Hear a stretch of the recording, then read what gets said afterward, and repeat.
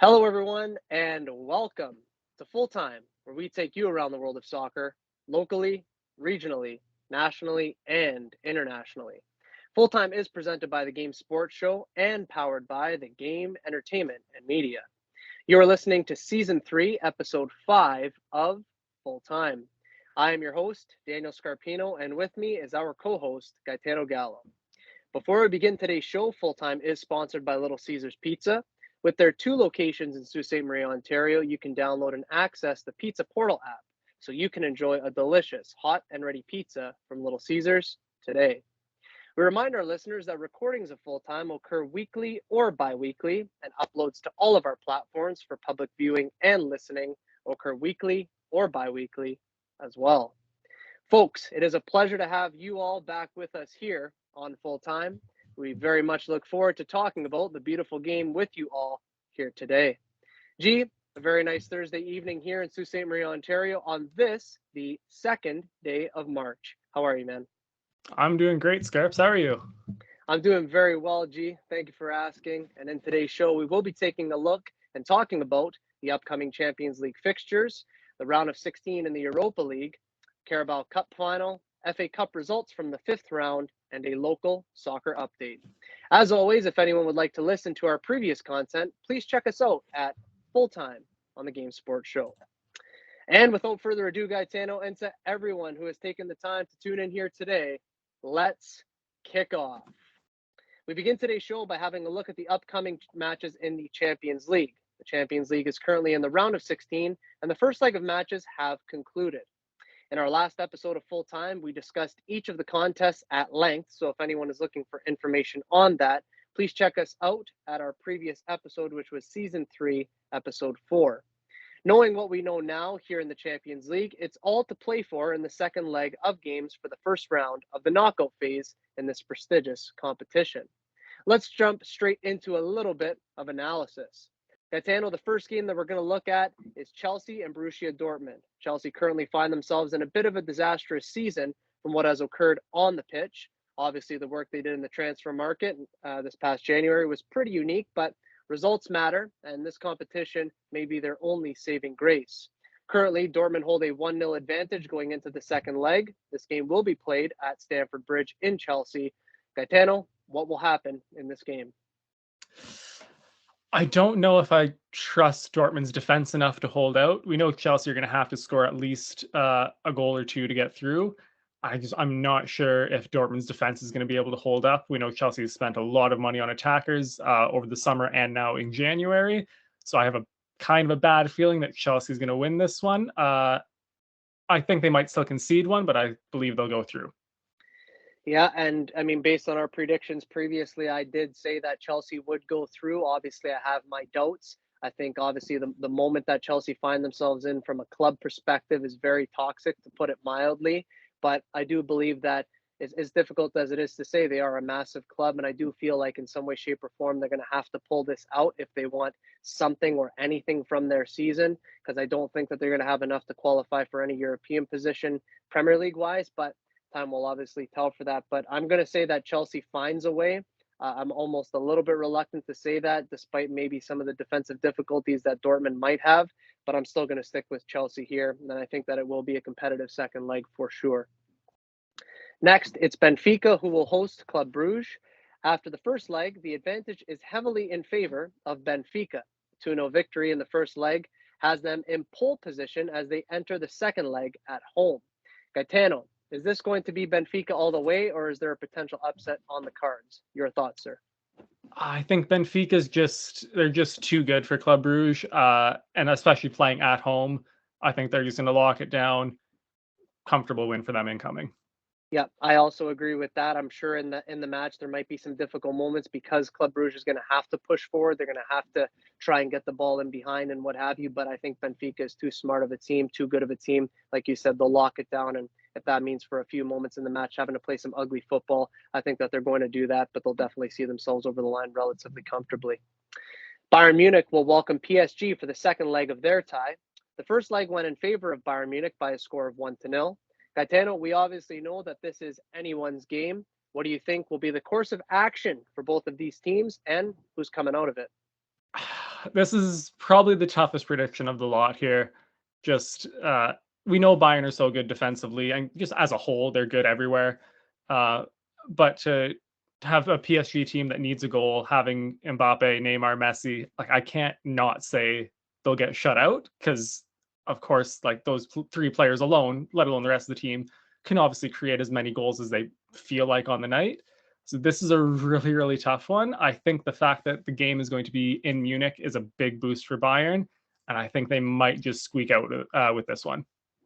You know, every year it seems, at least in the Champions League, when we talk about PSG, and again, I often use teaching references on this show as I am a teacher, but it's almost like the boy who cried wolf, right? Because PSG, they straggle us along, and then all of a sudden they're out of the competition.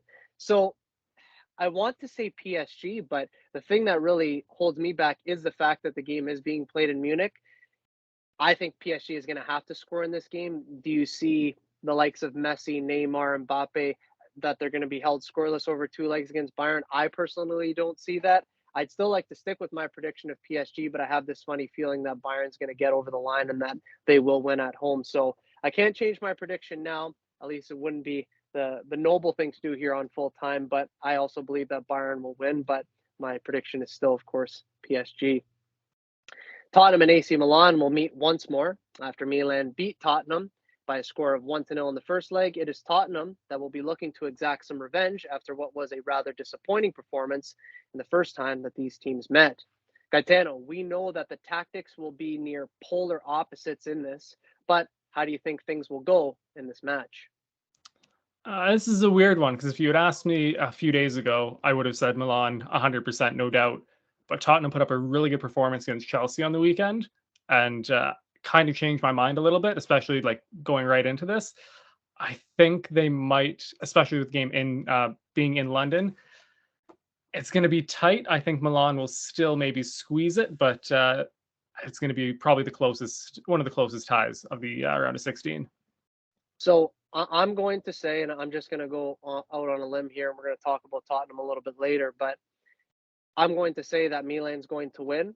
Uh, I just have this funny feeling because now there's a lot of talk about Harry Kane going to Manchester United come the summer because they're saying he has to win trophies. He has to win trophies. I don't think outside of this competition, obviously this year Tottenham's going to win anything. I don't think that this is going to be the competition for them either. I think that Milan wins it. Like you said, it's going to be a tight contest, probably a little bit of a weird one to call. But for me, I think that Milan is going to win it. They will definitely do whatever it is that they have to do. But I see Milan winning this one. It will be Porto hosting Inter Milan for the second leg of the round of 16. In the first leg, Inter left it late, but managed to squeak a 1-0 victory at home. Now having to travel to Porto, Inter likely won't have it easy. How does this game play out, G? Yeah, I think Porto are going to be tough at home, but I do think Inter have more individual quality in their players, and I think that'll be enough to get them over the line here. Yeah, and I'm really on the same sort of wavelength as you, Gaetano. I think that Inter is, player for player, a better side. I think that they're managed very well. They have been playing some decent stuff this season with their 1-0 victory in the first leg.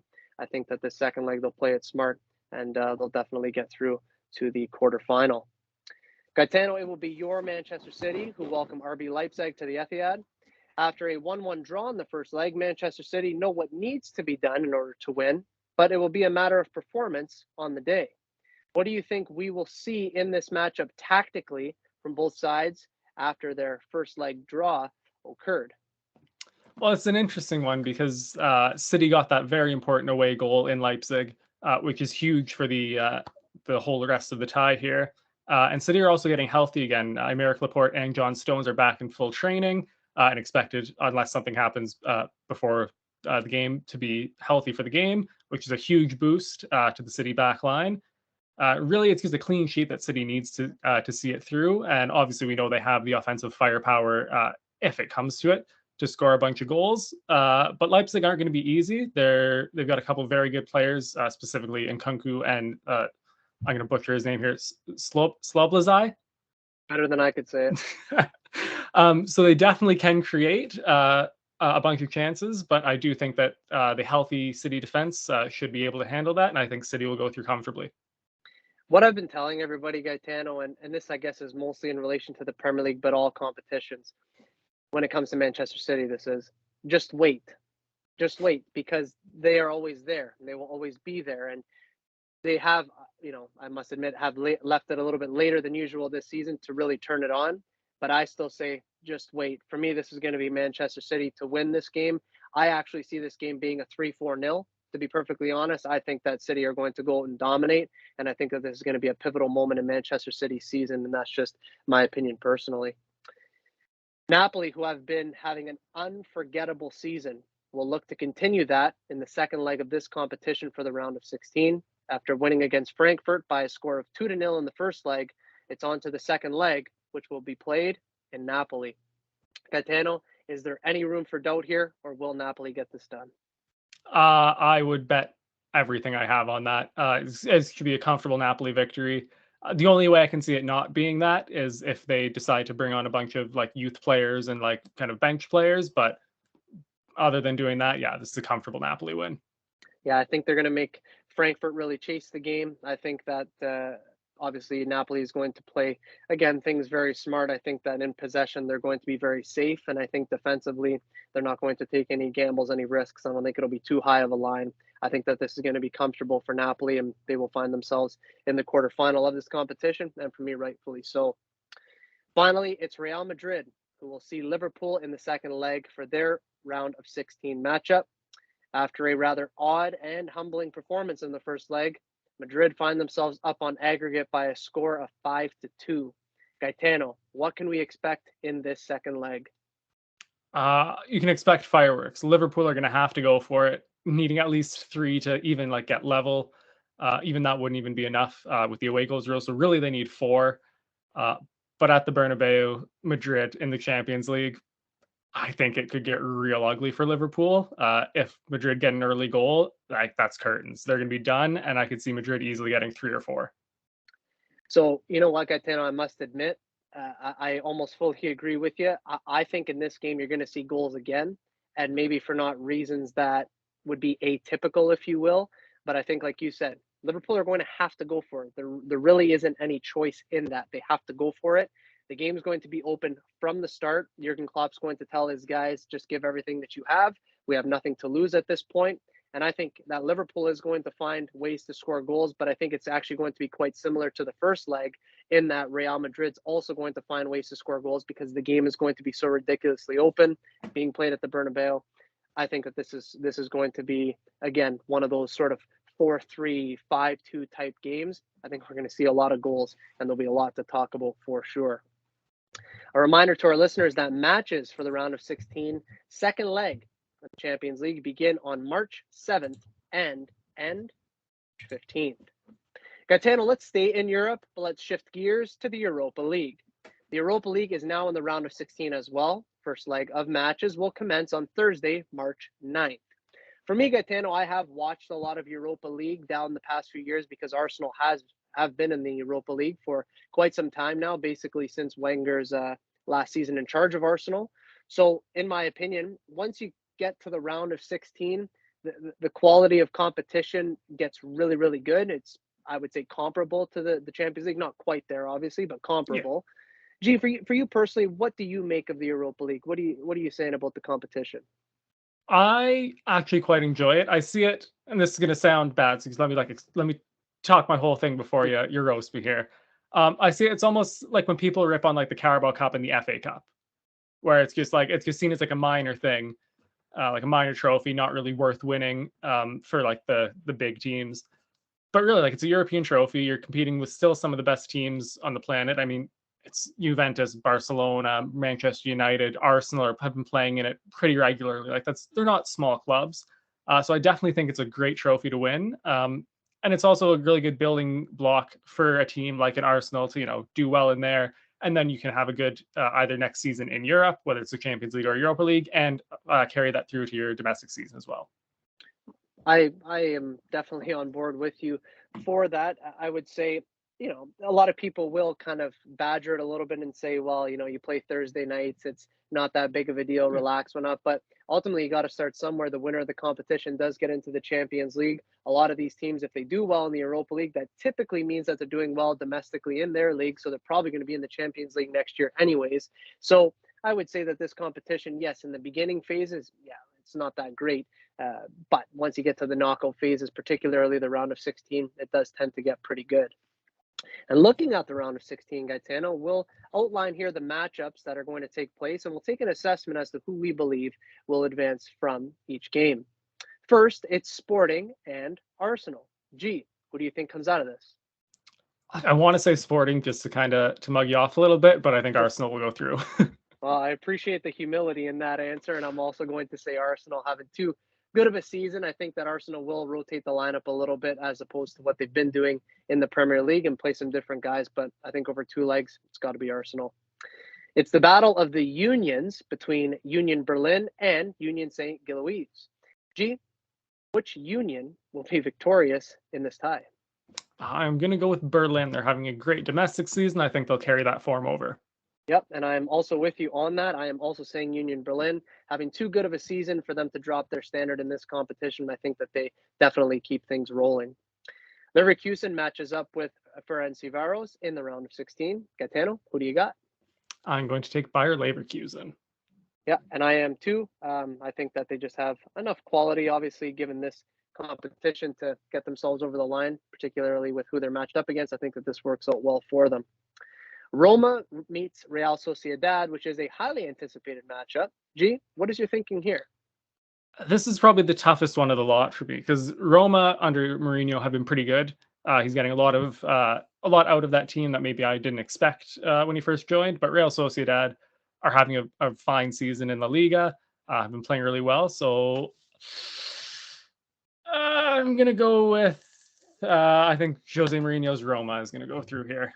Yeah, for me, that's kind of the X factor, if you will. Obviously, Yeah. Roma has a very good team. Real Sociedad, by all standards, are having themselves a good season in La Liga. But for me, it's always going to be Roma. It's not going to be easy, of course, but Mourinho knows how to win these sorts of matches, and I think that he definitely will do just that. Shakhtar Donetsk sees Feyenoord in the round of 16. Bit of a tricky one, at least in my opinion. G, what's your thinking for this one? Yeah, this feels like it's a very Europa League matchup, and I really enjoy that. But I am going to lean Feyenoord here. Yeah, and I am also going to leave Feyenoord here. I don't know. I think just with Shakhtar's window that they had in January, I think that their squad is a little bit depleted, if you will. I think that Feyenoord's going to get over the line as well. So far we agree on every single match. Let's see if anything changes here, but I have a funny feeling it won't. Manchester United will play Real Betis. Gaetano, your prediction for this one? Real Betis is going to win this, just because I will not say United will win. Well, and I, you know what? Yeah, at least you're sticking to your guns. I can't be as noble as you, obviously, in that sense, because I don't have those sorts of ties in Manchester. But Manchester United, for me, we're going to talk about them in a little bit, having far too good of a season to bow out of this competition. I think that they continue their amazing journey, and I think that they will advance. So we'll have our first disagreement, of course, there, I'm sure, a little bit reluctantly on your end. Juventus will play SC Freiburg. G, Juventus needs some form of silver lining this season. Will it happen against Freiburg, or will Freiburg win it? I don't think it's going to happen against Freiburg. I think Juventus, they're just having such a awful season on and off the field. And Freiburg are just playing so well domestically. I think they'll carry that form over, and I think they will upset Juventus for sure. That's an incredible prediction, and I actually do believe that that could happen. I'm going to say that it will be Juventus that's going to go through. Like I said, I think they need some form of silver lining this season. I can't. It's almost unthinkable what's been happening to them this season. Obviously, you get what you kind of deserve, I suppose, but I just don't see them bowing out at this point in the competition. If it does happen, though, what I will say is that I wouldn't be totally surprised. Finally, Sevilla will see Fenerbahce. Daniel, your thoughts on this one? I think Sevilla will take this one. That team, that whole from the owner all the way down to the field, they're masters of the Europa League. I think they won it 3 or 4 times in a row in the early teens here. Like, I think they'll comfortably win this one. Yeah, it's going to be Sevilla for me as well. So we end with another agreement there. Just huge in this competition, and again, by all accounts, they've been having a good season overall. So I think that they will also do it. So just to review, G, you have Arsenal, Union Berlin, Leverkusen, Roma, Feyenoord, Real Betis, Freiburg, and Sevilla. I also have Arsenal, Union Berlin, Leverkusen, Roma, Feyenoord. The first disagreement there, I'm going to take Manchester United. I'm also going to take Juventus, and we agree again with Sevilla. So the only 2 points of difference is that you're going to take Betis, I'm going to take Manchester United, you're going to take Freiburg, and I'm going to take Juventus. So again, pretty much in agreement for the most part, but we'll see what happens with the other ones. A reminder to our listeners that the first leg of the Europa League round of 16 goes Thursday, March 9th. The second leg will take place on Thursday, March 16th, so just the week right after. This is Daniel Scarpino and Gitano Gallo, and you are listening to Full Time on the Game Sports Show. A reminder that Full Time is sponsored by Little Caesars Pizza. You can download and access the Pizza Portal app for any of the 2 locations in Sault Ste. Marie, Ontario. Have a delicious, hot and ready pizza from Little Caesars today. Gitano, the cup final that caught everyone's attention recently was the Carabao Cup, which took place this past Sunday, February 26th. It was Manchester United against Newcastle in a battle between 2 teams who desperately coveted a trophy, but for different reasons. In the end, it was Manchester United who won that aforementioned trophy, defeating Newcastle by a score of 2-0. G, it was a good display from United, particularly towards the end of the first half. Goals from Casemiro and Rashford was the difference in this one. It's Manchester United who win the Carabao Cup in what has been a massive season of improvement for them. G, just to get things started, what were your thoughts personally on this cup final? Disappointing to see United lift a trophy. It's always how it's going to be. I do think, though, they definitely deserved it. They played much better than Newcastle throughout the whole 90. Newcastle had a couple spells, but nothing really too notable. And yeah, I think they looked pretty good, which again pains me to say it. But yeah, I thought they were great on the day, and a well-deserved trophy for them. Yeah, I agree with that too. It almost seemed like Newcastle were second to things. I think Eddie Howe, I'm not going to say that he overthought it because Newcastle have been playing it pretty simple all season long, but it just looked like Manchester United were 2, maybe 3 steps ahead of them. They looked really good in the match, United did. And Newcastle, although albeit they gave a good account of themselves, it never really looked like from minute 1 anywhere through to minute 90 that it was ever going to be theirs. Now, Gaetano, what I'll ask you here is, what does this particular trophy mean to Manchester United at this exact moment in time? Because we can get into a huge debate about whether or not this trophy is big for them or how much value it has. But at this exact moment in time, what does this really mean for Manchester United? I think it's massive for them right now. They really need something to kind of kickstart them under Ten Hag. He's been doing a phenomenal job. Don't get me wrong, kind of turning from the old the Ole Gunnar Solskjaer team that was just kind of horrific. Let's be real.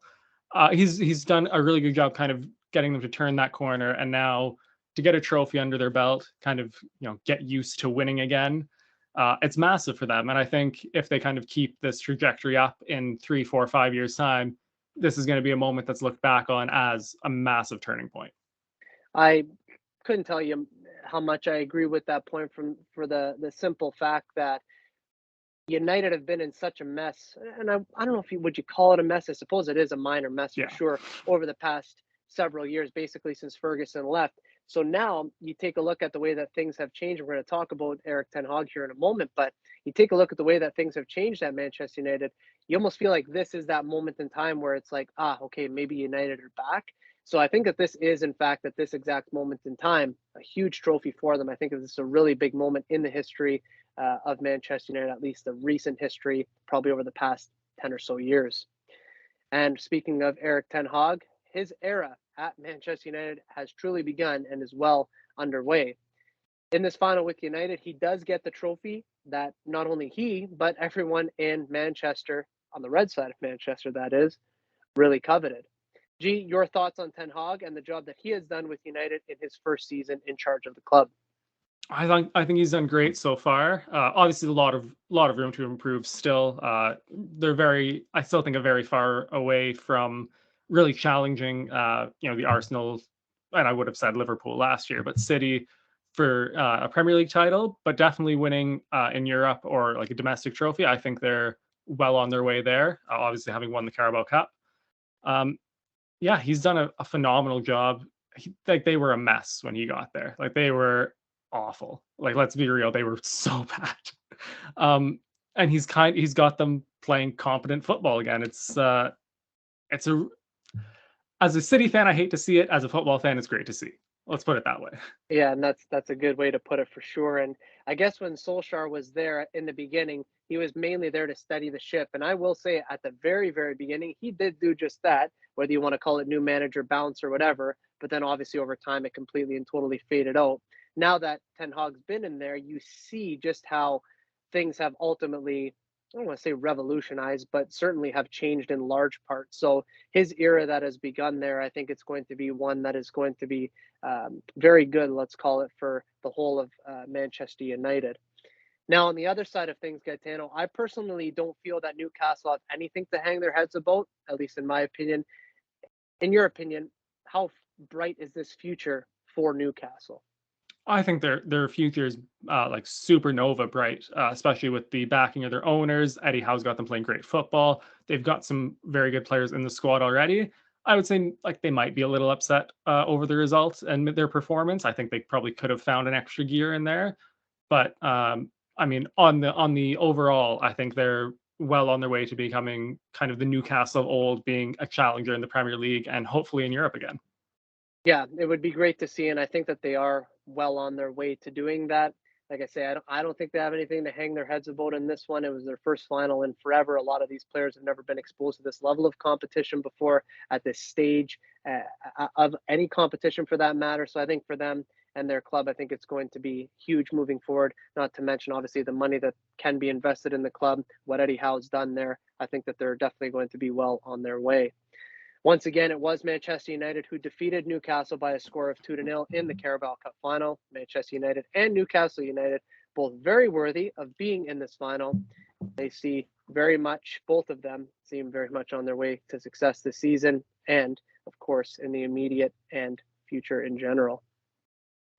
From one cup competition in England to another, it was the FA Cup who endeavored to entertain us this week.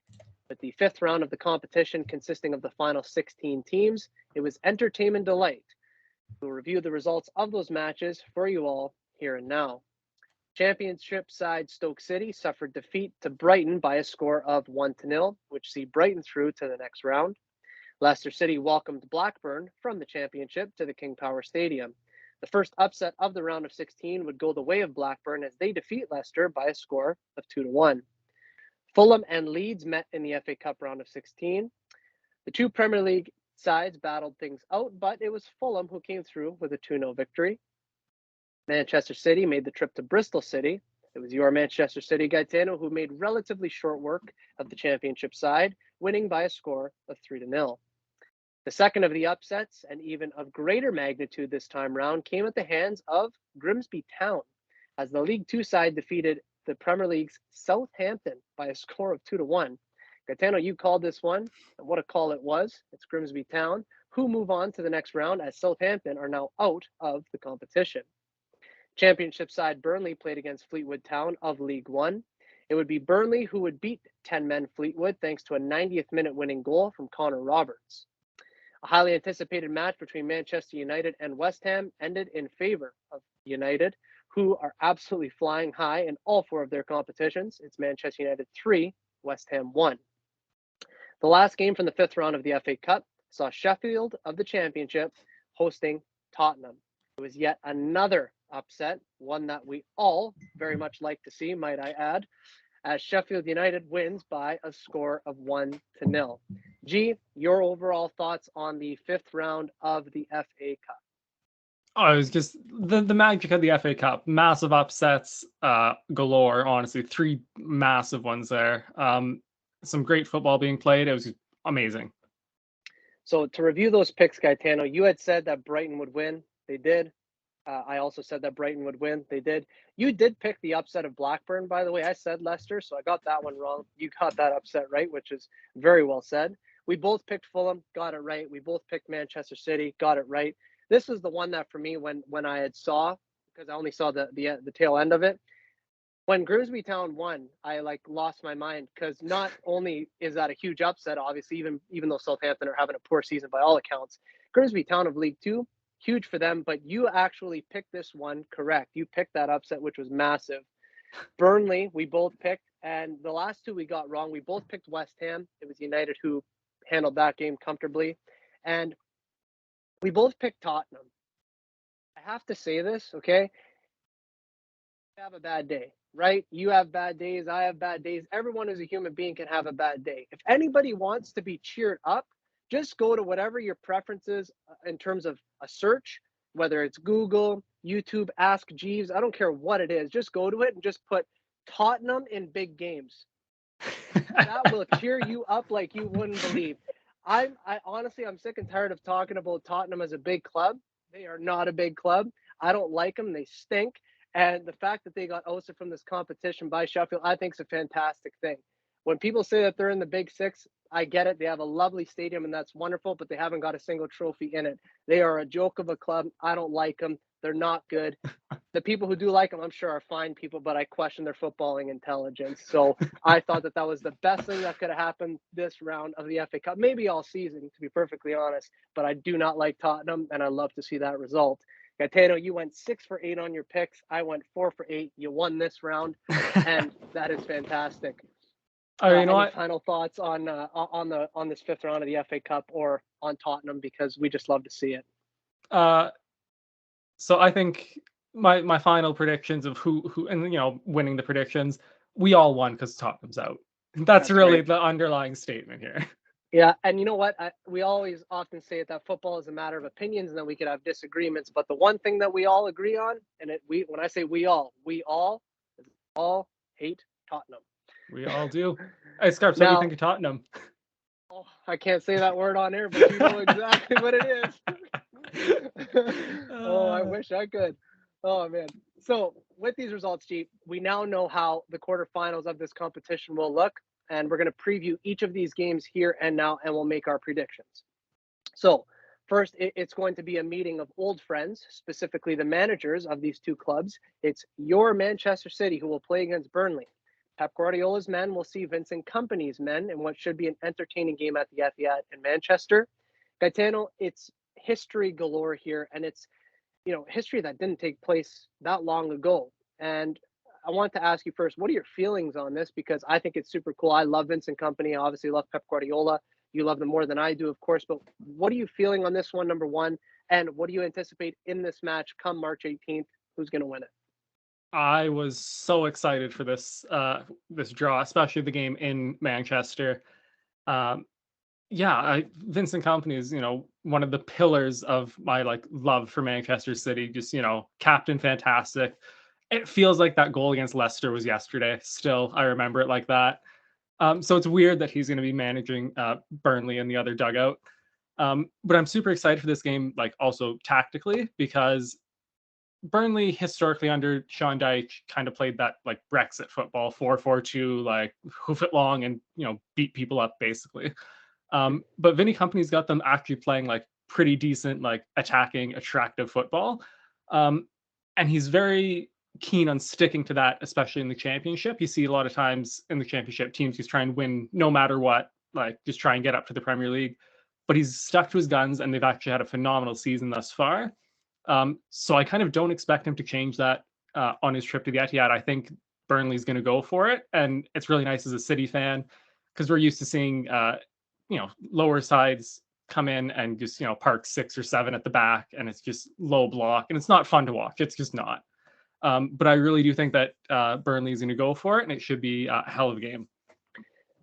The way that I've seen Burnley this season, because obviously I do pay attention to the championship, and the way that Pep Guardiola coaches, it's purely about principles, and that you stick to those principles no matter what. So if you go into a game, yes, you might be playing false nine. You might be playing with trying to get intentional overloads. You might be trying to have combination play through a Kevin De Bruyne or somebody. You might have these specific plans, but really it doesn't matter what happens. You stick to those plans because you make the team believe in it. What Vincent Kompany has done at Burnley, as you just alluded to, they believe in what they do, and you could see why, because it's bringing them success. So you have managers who it's they're going to be playing similarly in the sense that they're going to stick to their principles. You know what you're going to get from City. You know what you're going to get from Burnley. It was, I think it was 2020. It was the COVID season when football eventually resumed. Arsenal and Manchester City played against each other in the FA Cup, and then Arsenal ended up going through. The difference in that was Mikel Arteta wasn't able to implement his principles yet because he came in halfway during the season, didn't have a very good team. So he did play that sort of low block, sitting deep, putting 10 men behind the ball, trying to hit them on the counter, playing the likes of Aubameyang and things like this. I don't think Burnley's going to do that either. I think that they're going to stick to it. What's going to come down in this contest for me is going to be quality. Manchester City are a better team, so I'm going to take them for me personally. But I think that this is a very, very cool matchup. The other side of Manchester will have their hands full as well. It's Manchester United, who will host Fulham at Old Trafford in the second quarterfinal match. Gitano, this is a game that will likely give us some good viewing. What do you expect in this game, and who comes out on top? So I think of all the quarterfinals, this is probably the closest one. Two Premier League teams playing each other, and Fulham are having a pretty decent season. Like with the Europa League prediction, I'm just not going to predict United to win. I'm going to take Fulham. Yeah, fair play to you. I just think as good of a season as Fulham is having, and I did not expect them to have this good of a season from a Premier League perspective. I have to admit that first and foremost. I thought they were going to be in the relegation battle, and they're not anywhere near that at the minute. I think that they have obviously had a good season, but I do think that their run in this competition will come to an end here. I think that United, purely because this game is being played at Old Trafford and because they've been having themselves a very good season as well, I think that they will win it. Sheffield United and Blackburn absolutely earn their way to the stage in the competition. They will, as a result, meet in the quarterfinals. G, whose run in this competition continues and whose will come to an end? This is a tough one, but I'm going to lean Sheffield United. They have a bit of Premier League experience in that squad. I think that's going to kind of see them over the line against Blackburn. Yeah, and I'm also going to say the exact same. I also think that Sheffield United will do their business. I think beating Tottenham obviously gives them a confidence boost, but they're riding high in the championship as well. I think currently in second place, if my memory serves me correct from what I last saw. So yeah, I think that they will definitely get themselves through. Finally, it will be Brighton who will host Grimsby Town. The magic of the cup truly continues here, Gaetano. Who do you see winning this game and advancing to the semifinals of this competition? I would love to say Grimsby. I'd love to see it as a football fan to see them go through. I think it'd be a great story, but I think Brighton just has a little too much quality and they're going to see it through comfortably. Yeah, I think so as well. And I also think sort of an underpinning, I suppose, Brighton are kind of around that seventh position in the Premier League.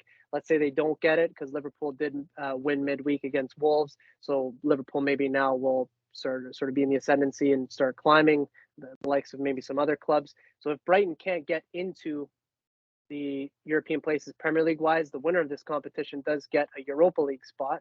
So I think that Brighton are going to go all guns blazing. I think that they will beat Grimsby Town as well. So, Gaetano, final picks here. Obviously, we both take City. You take Fulham. I take United. And then we both take Sheffield and Brighton.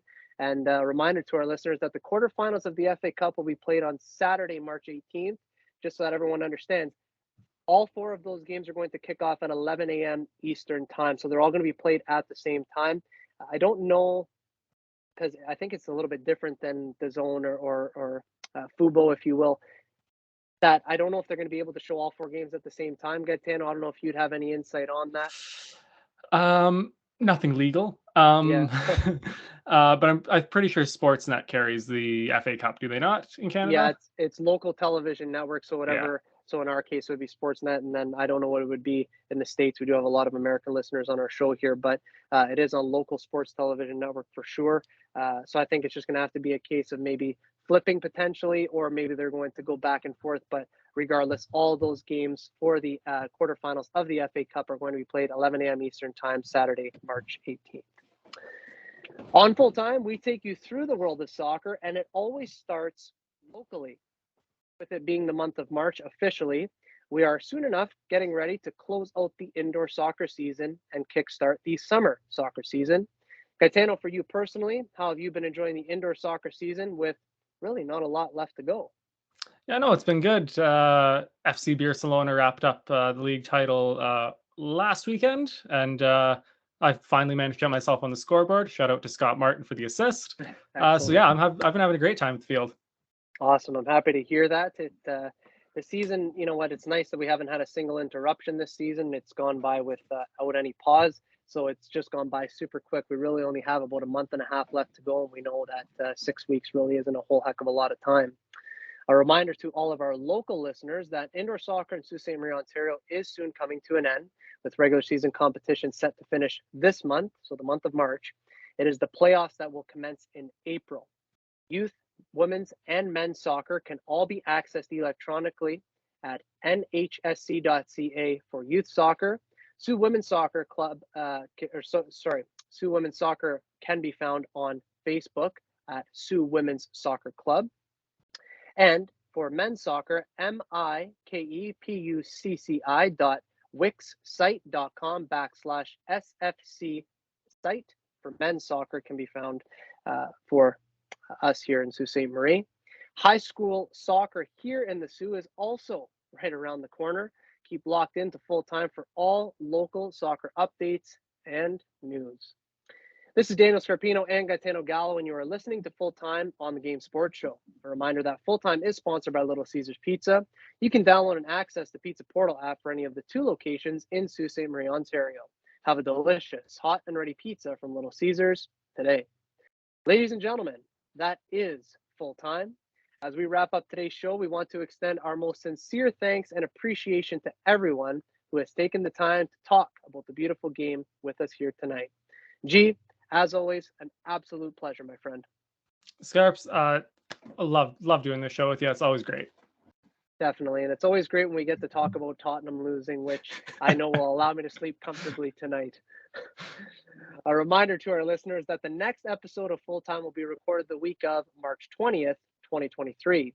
In that show, we will discuss Champions League and Europa League results, the FA Cup, Europe's Big Five, the MLS, and all the latest in the world of football. For weekly content, make sure to hit like, follow, and subscribe to all platforms of both the Game Sports Show and the Game Entertainment and Media on YouTube, Spotify, Apple Music, Facebook, Instagram, Twitter, TikTok, and Podbean.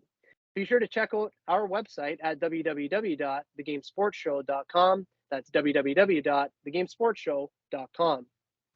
For Gitano Gallo, my name is Daniel Scarpino. Thank you for tuning in to Full Time.